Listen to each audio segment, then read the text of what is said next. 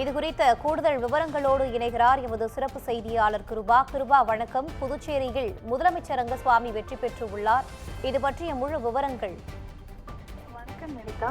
புதுச்சேரி சட்டப்பேரவை தேர்தலை பொறுத்தவரை என்ஆர் காங்கிரஸ் பாஜக கூட்டணி அமைத்து இந்த தேர்தலை சந்தித்தது. கடந்த 9ஆம் தேதி ஏப்ரல் 9ஆம் தேதி வாக்குப்பதிவு நடந்த நிலையில் இன்று வாக்குப்பதிவுக்கான எண்ணிக்கை தொடர்ந்து நடைபெற்று வருகிறது. காலை முதலே என்ஆர் காங்கிரஸ் தொடர்ந்து முன்னிலை வகித்து வரும் நிலையில் இந்த வாக்கு எண்ணிக்கையானது நடைபெற்று வருகிறது. குறிப்பாக இந்த தற்போதைய நிலவரப்படி தட்டாஞ்சாவடி தொகுதியில் போட்டியிட்ட முதலமைச்சரும் என்ஆர் காங்கிரஸ் தலைவருமான ரங்கசாமி அந்த தொகுதியில் வெற்றி பெற்றிருப்பதாக அதிகாரப்பூர்வ அறிவிப்பானது வெளியிட்டிருக்கிறது.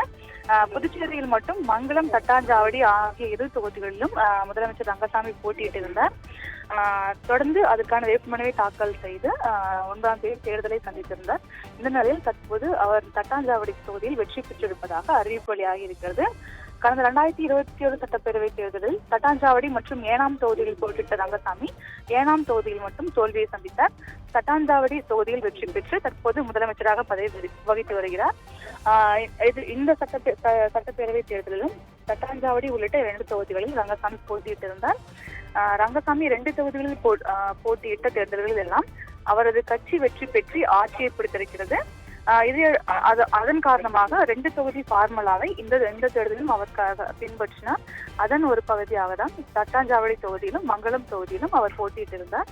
அதன்படி தற்போதைய நிலவரங்கள் வெளியான நிலையில் தட்டாஞ்சாவடி தொகுதியில் அவர் வெற்றி பெற்றிருப்பதாக அதிகாரப்பூர்வ அறிவிப்பு வெளியாகி இருக்கிறது. மங்களம் தொகுதியில் வாக்குகள் எண்ணப்பட்டு வரும் நிலையில் அதிலும் ரங்கசாமி முன்னிலை வகித்து வருவதாக தெரிகிறது. 2 தொகுதியிலும் அவர் வெற்றி பெற்றார். ஒரு தொகுதியில் அவர் ராஜினாமா செய்தாக வேண்டும். அதன் அடிப்படையில் அந்த தொகுதிக்கு மீண்டும் மறுதேர்தல் நடைபெறும் என்பது குறிப்பிடத்தக்கது. விவரங்களை வழங்கியமைக்கு நன்றி கிருபா.